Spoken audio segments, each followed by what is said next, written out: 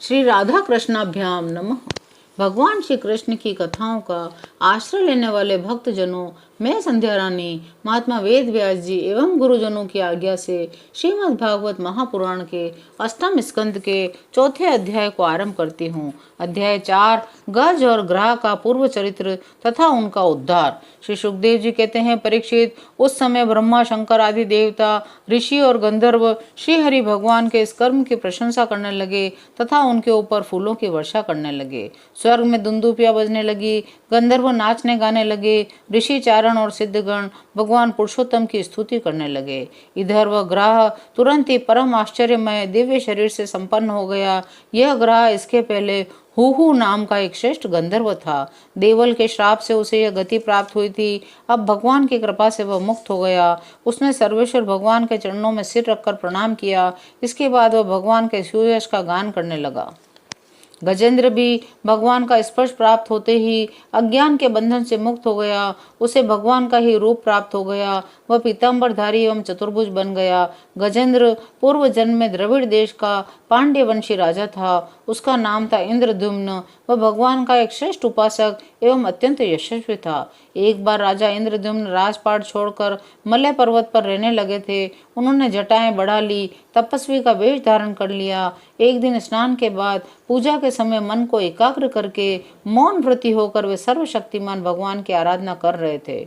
उसी समय देव योग से परम यशस्वी अगस्त्य मुनि अपनी शिष्य मंडली के साथ वहां आ पहुंचे। उन्होंने देखा कि यह प्रजापालन और गृहस्थोचित अतिथि सेवा आदि धर्म का परित्याग करके तपस्वियों की तरह एकांत में चुपचाप बैठकर उपासना कर रहा है। इसलिए वे राजा इंद्रद्युम्न पर क्रुद्ध हो गए। उन्होंने राजा को श्राप दिया। इस राजा ने गुरुजनों से शिक्षा ग्रहण नहीं की, अभिमानवश परोपकार से निवृत्त होकर मनमानी कर रहा है। ब्राह्मणों का अपमान करने वाला यह हाथी के समान जड़ बुद्धि है, इसलिए इसे वही घोर अज्ञानमयी हाथी की योनि प्राप्त हो। श्री सुखदेव जी कहते हैं, परीक्षित, शाप एवं वरदान देने में समर्थ अगस्त ऋषि इस प्रकार शाप देकर अपने शिष्य मंडली के साथ वहां से चले गए।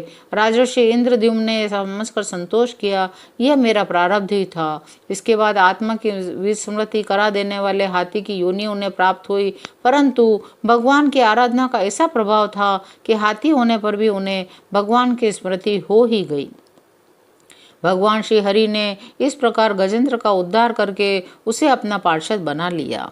परीक्षित, मैंने भगवान श्री कृष्ण की महिमा और गजेंद्र के उद्धार की कथा तुम्हें सुना दी है। यह प्रसंग सुनने वालों के कलिमल और दुस्वप्नों को मिटाने वाला एवं यश, उन्नति और स्वर्ग देने वाला है। इसी से कल्याणकामी द्विजगण दुस्वप्न आदि की शांति के लिए प्रातःकाल जगते ही पवित्र होकर इसका पाठ करते हैं। गजेंद्र की स्तुति से प्रसन्न होकर सर्वव्यापक एवं सर्वभूत स्वरूप श्री हरि भगवान ने सब लोगों के सामने ही उसे यह बात कही थी। श्री भगवान ने कहा, जो लोग रात के पिछले प्रहर में उठकर इंद्रिय निग्रह पूर्वक एकाग्रचित्त से मेरा, तेरा तथा इस सरोवर, पर्वत, कंदरा, वन, वेद, कीचक और बांस के झुरमुट, यहाँ के दिव्य वृक्ष, पर्वत शिखर, मेरे ब्रह्मा जी और शिव जी के निवास स्थान, मेरे प्यारे धाम क्षीर सागर, प्रकाशमय श्वेत दीप, श्री वत्स, कौस्तुभ मणि, वनमाला, मेरी कौमुदगी गदा, सुदर्शन चक्र, 5 जन्य शंख, पक्षीराज गरुड़, मेरे सूक्ष्म कला स्वरूप शेष जी, मेरे आश्रय में रहने वाली लक्ष्मी देवी, ब्रह्मा जी, देवर्षि नारद, शंकर जी, भक्तराज प्रहलाद, मत्स्य, कच्छप, वराह आदि अवतारों में किए हुए मेरे अनंत पुण्यमय चरित्र, सूर्य, चंद्रमा, अग्नि, ओंकार, सत्य, मूल प्रकृति, गो, ब्राह्मण, अविनाशी सनातन धर्म, सोम, कश्यप और धर्म की पत्नी दक्ष कन्याएं, गंगा, सरस्वती, अलकनंदा, यमुना, ऐरावत हाथी, भक्त शिरोमणि ध्रुव, 7 ब्रह्मर्षि और पवित्र कीर्ति महापुरुषों का स्मरण करते हैं, वे समस्त पापों से छूट जाते हैं, क्योंकि ये सब के सब मेरे ही रूप है। प्यारे गजेंद्र, जो लोग ब्रह्म मुहूर्त में जगकर तुम्हारी की हुई स्तुति से मेरा स्तवन करेंगे, मृत्यु के समय उन्हें मैं निर्मल बुद्धि का दान करूंगा। श्री सुखदेव जी कहते हैं, परीक्षित, भगवान श्री कृष्ण ने ऐसा कहकर देवताओं को आनंदित करते हुए अपना श्रेष्ठ शंख बजाया और गरुड़ पर सवार होकर चले गए। चौथा अध्याय यहीं विराम लेता है। शेष अगले अंकों में। जय श्री कृष्ण।